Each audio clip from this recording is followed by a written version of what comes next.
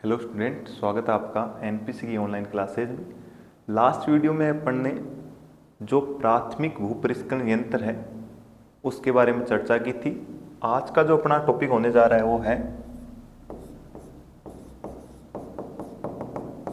द्वितीयक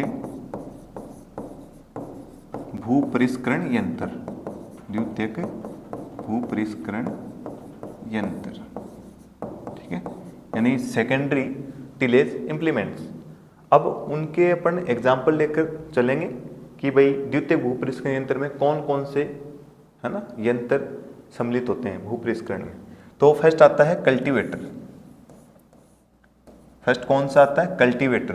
तो कल्टीवेटर की ये इमेज आप देख पा रहे होंगे।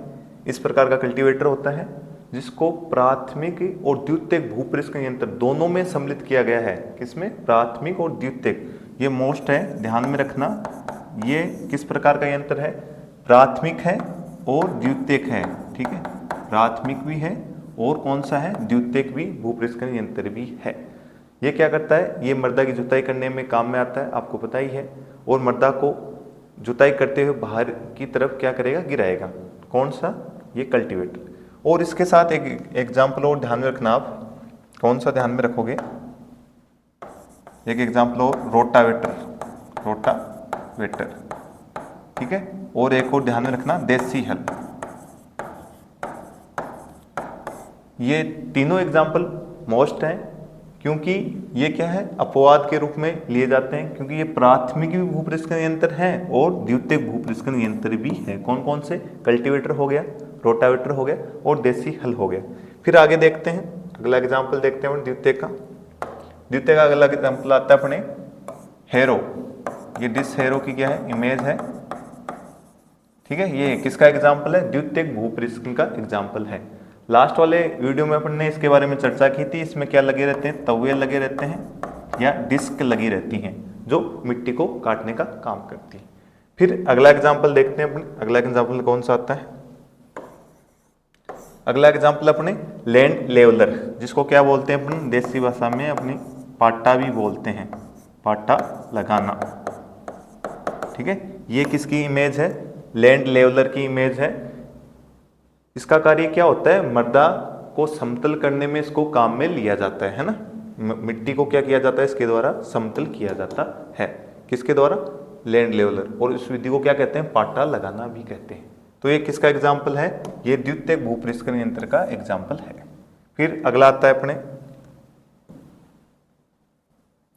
अगला आता है रीजर। ये किसकी इमेज है? रीजर की इमेज है, ये वाली। ध्यान में रखना, ये किसकी इमेज है? रीजर की इमेज है। आप देख पा रहे होंगे रीजर क्या कर रहा है? नालियां बनाते हुए चल रहा है। मृदा में क्या बना रहा है? नालियां बना रहा है, नालियां, ठीक है। नालियां या खाइयां भी बोल सकते हैं अपने इसको। तो रीजर का क्या काम होता है? मृदा में गहरी रूप से नालियां बनाने के लिए काम में लिया जाता है। रिज मेकिंग भी बोलते हैं इसको, रिज मेकिंग।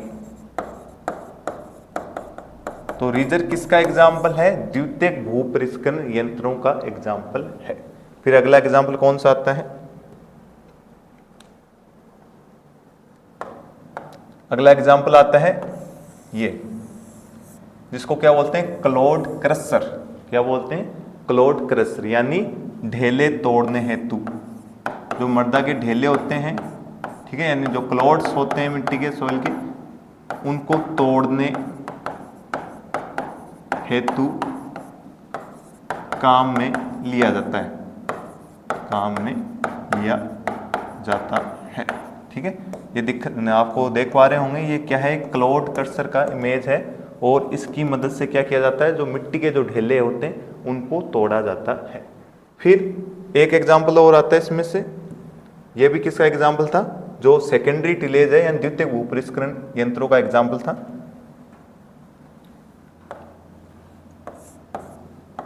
एक और आता है पडलिंग।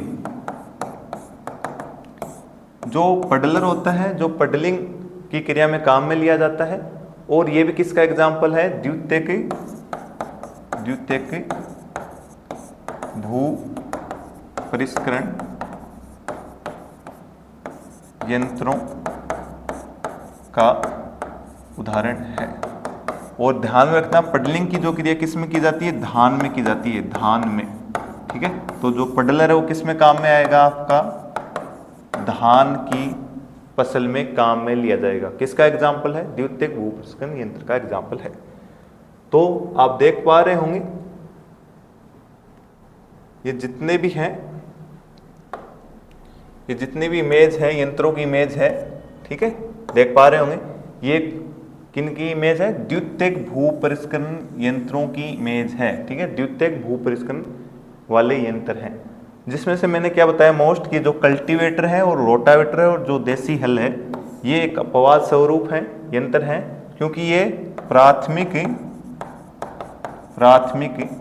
और द्वितीयक दोनों भूपरिष्करणों में काम में लिए जाते हैं, ठीक है। उम्मीद करता हूं आप इनको देखकर ढंग से समझे होंगे, और अब अपन नेक्स्ट वीडियो में जो भूपरिष्करण है उनके जो मॉडर्न कंसेप्ट है वो लेकर चलेंगे। तब तक आप एनपीसी ऑनलाइन क्लासेस को देखते रहिए, ज़्यादा से ज़्यादा वीडियो को शेयर करें और चैनल को सब्सक्राइब करें। Thank you.